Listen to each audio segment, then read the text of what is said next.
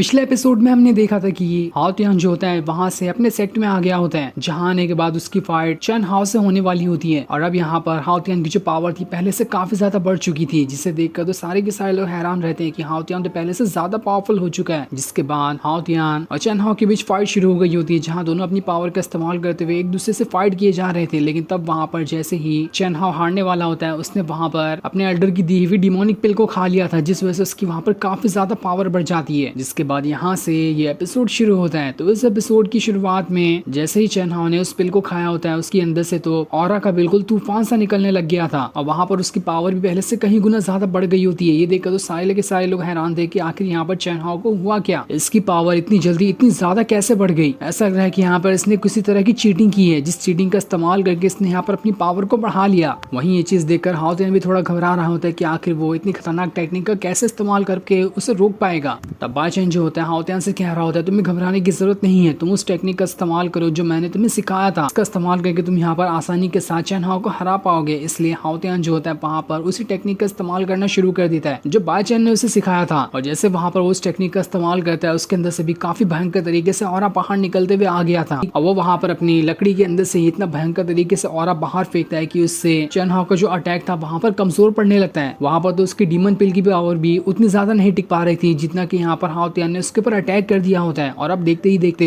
वहां पर चेन हाओ का अटैक खत्म हो जाता है, जिस वजह से वहां से बहुत दूर जाकर फेंका गया था और उसके अंदर दोबारा से फाइट करने की वहां पर हिम्मत ही नहीं बची होती है। ये देखकर तो हाओ तियान काफी ज्यादा खुश हो जाता है कि मैं यहाँ पर जीत गया। ये सारी चीजें मेरे मास्टर की वजह से आज यहाँ पर हो पाई हैं, अगर वो नहीं होते तो मुझे नहीं लगता कि मैं यहाँ पर जीत पाता। लेकिन जैसे वो वहां से आगे बढ़ रहा होता है, वहां पर चेन हाओ का एल्डर आ जाता है, जो कि काफी ज्यादा गुस्सा हो चुका था क्योंकि अब यहाँ पर से उसके सेट की बेइज्जती होने लगेगी। इसलिए वो वहां पर अपनी पावर का इस्तेमाल करते हुए काफी खतरनाक वाला अटैक सीधा हाओ तियान के ऊपर ही करने वाला होता है। लेकिन जैसे उसका अटैक उसे लगता है, इससे पहले ही वहां पर बाचेन आ जाता है, जिसने अपनी थोड़ी सी पावर का इस्तेमाल करते हुए ऐसा भयंकर तरीके से अटैक सीधा उस एल्डर के ऊपर कर दिया था कि वो एल्डर वहां से बहुत दूर जाकर फेंका जाता है। बाचेन ने तो अपने ऑरा की मदद से उसे वहां से उठाकर दूर फेंक दिया होता है, जहां पर उस एल्डर की भी अब हालत खराब हो चुकी थी। जिसके बाद बाचेन जो होता है सारे लोगों से कह रहा होता है, अगर किसी के अंदर भी हिम्मत है तो आए और मेरे डिसेबल के सामने आंख उठाकर देख सके, मैं उसकी ऐसी हालत करूंगा कि वो कभी भी दोबारा देखने के लायक ही नहीं बचेगा। तब वहां पर चेन हाओ का मास्टर भी आ जाता है, जो बाचेन के सामने झुककर उसे ग्रीट कर रहा होता है कि आप यहाँ पर प्लीज इस एल्डर की जान बख्श दो, आप इसे मत मारो, इसने जो भी गलती की थी उसकी सजा आप इसे दे चुके हैं। इसलिए बाचेन जो होता है वहां पर उस एल्डर की जान बख्श देता है। लेकिन वहीं आसपास खड़े सारे लोगों को यकीन ही नहीं हो रहा था कि आखिर ये बाचेन है कौन, इसके पास इतनी ज्यादा पावर कैसे आई। हमारे एल्डर तो काफी ज्यादा पावरफुल थे, लेकिन वो तो बाचेन के 10 कदम दूर तक भी नहीं पहुंच सके और उससे पहले उसने उन्हें उठाकर वहां से दूर फेंक दिया। उनकी अब ऐसी हालत खराब हो चुकी है कि लगता नहीं कि वो दोबारा जल्दी कभी भी फाइट कर पाएंगे। तब बाचेन जैसे अपने डिसेबल के साथ वहां से जा रहा होता है, इससे पहले ही उसकी सिस्टम उससे कहती है, बस 1.5 घंटा और बाकी रह गया तुम्हें टकला होने के लिए, अगर इससे पहले तुमने डिसेबल को नहीं ढूंढा तो तुम्हें टकला यहाँ पर होना ही पड़ेगा। जो सुनकर तो बाचेन फिर से घबरा जाता है कि अब मैं यहाँ पर डिसेबल को कैसे ढूंढूंगा जो मेरे सेक्ट में ज्वाइन होना चाहता है। वहीं पर हाओ तियान की जो बंदी होती है, अब यहाँ पर हाओ तियान के पास आने के बाद उससे कह रही होती है, हाओ तियान प्लीज मुझे अपने साथ ले चलो, तुम नहीं जानते कि ये चेन हाओ कितना बुरा इंसान है, इसने मेरे साथ अच्छा सलूक नहीं किया, इसलिए मैं तुम्हारे पास वापस आना चाहती हूँ। ये देखकर तो चेन हाओ भी हैरान था कि इसने तो यहाँ पर फट से अपनी पार्टी ही बदल ली। जब इसको मैं पावरफुल दिखाई दे रहा था तो ये मेरे पास आ गई, अब इसे हाओ तियान पावरफुल दिखाई दे रहा है तो इसके पास भाग रही है। इस वजह से वो दोनों वहां पर झगड़ा करना शुरू कर देते हैं और एक दूसरे को बुरा भला कह रहे होते हैं। जहाँ पर हाओ तियान की जो बंदी होती है वो चेन हाओ से कह रही होती है, मुझे पता है कि तुम अपने मास्टर को कितना बुरा भला कहते हो उनके पीठ पीछे। वो वहां पर सारी बातें बताना शुरू कर देती है। ये देखकर तो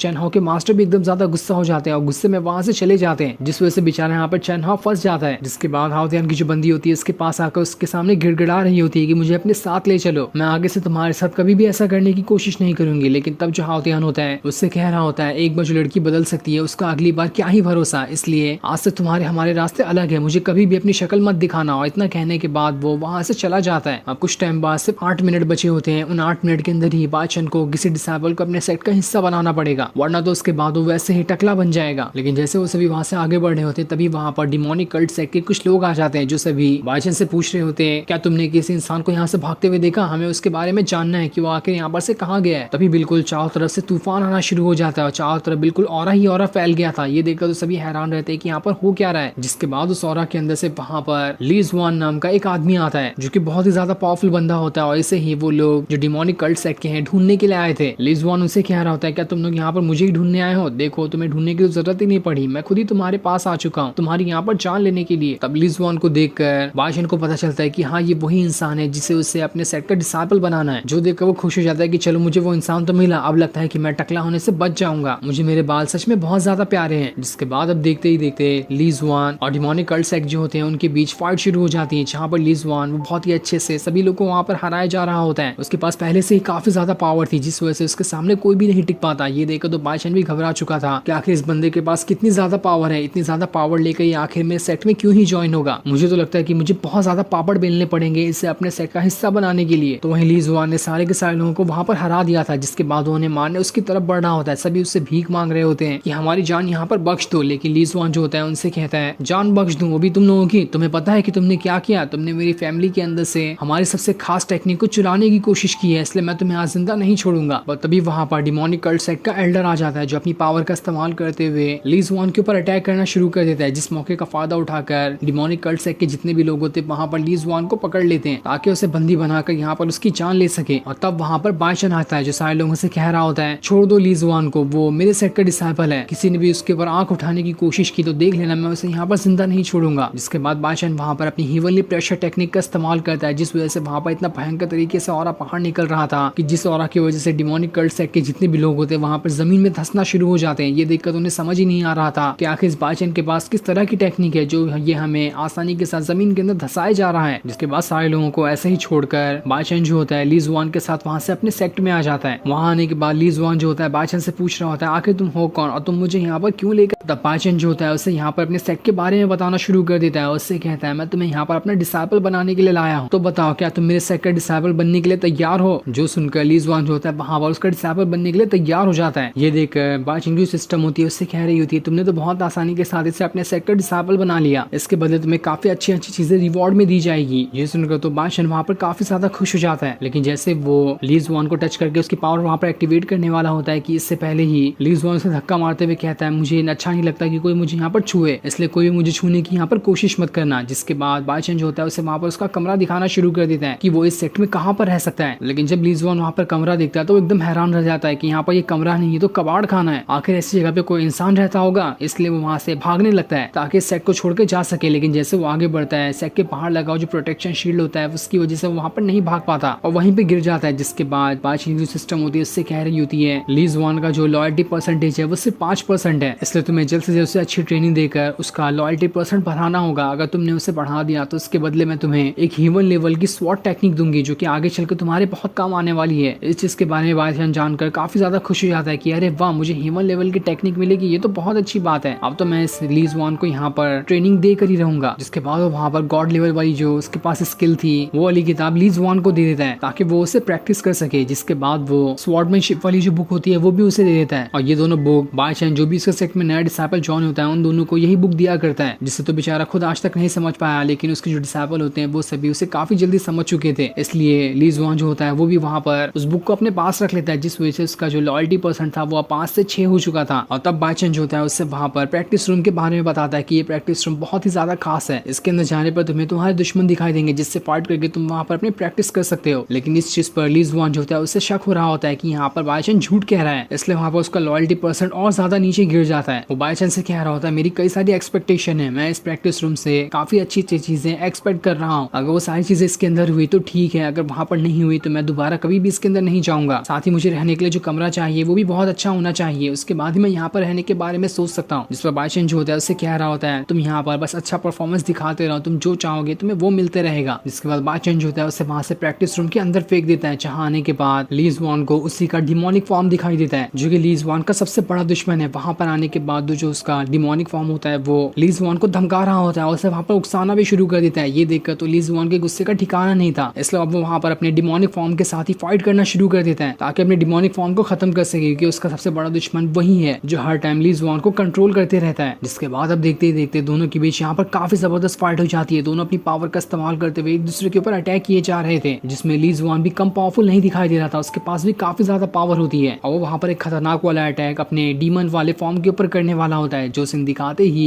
ये एपिसोड यहीं पर एंड हो जाता है। Thanks for watching.